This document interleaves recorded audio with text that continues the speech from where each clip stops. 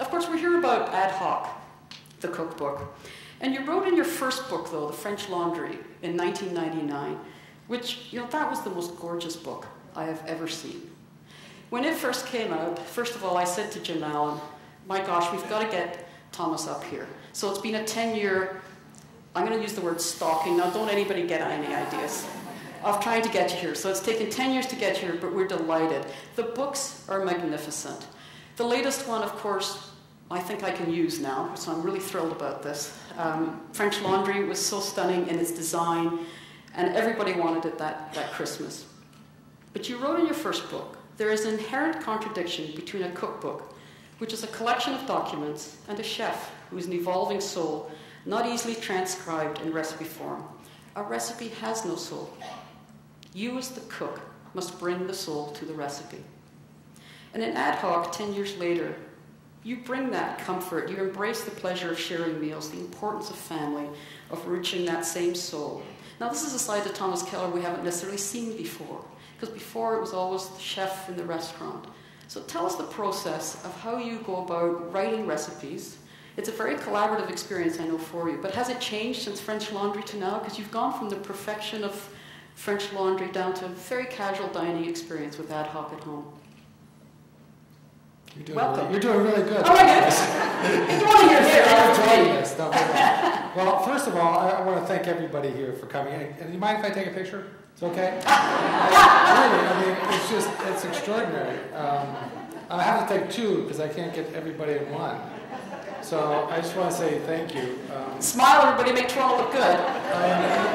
We want them back here. I'm truly humbled by the turnout tonight, and I'm scared to death up here. So being a cook, a lot of you will understand what I mean.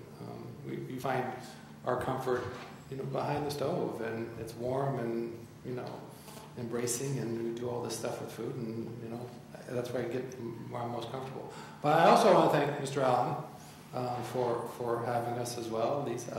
Lisa Zarinsky, who's been chaperoning me the whole time I've been here. Of course, Alison, her team, and the great young chefs that are in the back that helped sign all of your cookbooks in record time. I think it was a record, and I'll have you know you beat Gordon Ramsay. I think we did over 400 cookbooks. Oh no, it was about 600. You didn't realize. 600, so she was lying. She was pulling my leg, and she told me 400 to make me feel good. 600. Can't tell in about an hour and 15 minutes. So anyway, all of you young chefs back there who helped organize that, Mr. Efficiency, thank you very much for your help, and that's it. Thank you. So the question is writing recipes versus the restaurant, the cookbooks, and has it changed for you? Well, it's interesting, because the French Laundry, as you said, and I said, it's a moment in time when we wrote those recipes in 1998, summer of 1998, which was really a magnificent time for me, writing my first cookbook with a team, Susie Heller, who's producing the books, Michael Ruhlman, who helps me write them, Deborah Jones, who takes the photos, Level, who does all the design work, of course, my editor, Ann Bramson. There's just countless people that were involved in that book. Everybody at the French Laundry, Eric Ziebold, our chef at the time, right on down to some of the commis who helped participate in that. And writing a recipe is very interesting and very important. I learned a long time ago to write things down. It's very easy to get caught up in the spontaneity of doing something, of cooking, and sometimes it turns out really well, and then you go, wow, how come I didn't write that down? Because you forget things. Or if it doesn't turn out well, you don't have a document to go back to and work on to make it better. The recipe writing, is something that we do on a constant basis. We do every day. I mean, there's always recipes that are coming across my desk from one chef or another who want to contribute to the history and to the legacy of whether it's the French Laundry or Bouchon, certainly Ad Hoc, and making sure that we have that kind of archival opportunity for those recipes.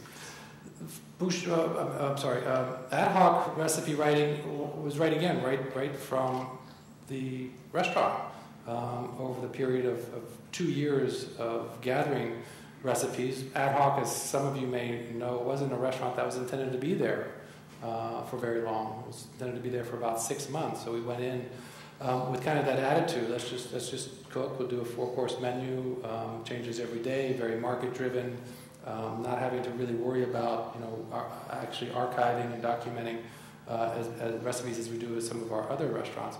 As it turned out, of course, it became a restaurant that became permanent. So I think we're going to change the name to Ad Lib instead of Ad Hoc. In the Ad Hoc book, though, you have the 30 light bulb moments. Mm-hmm. Those are yours. They must be, because most of them are mine. Although I can't remember them all. But you like when you do your recipes. I find though you're taking the reader on a journey. Like they're long, they're detailed. But once you've done it, even if can I just say the quiche Lorraine takes 9 hours to do when I did it? But anyway, when you do it.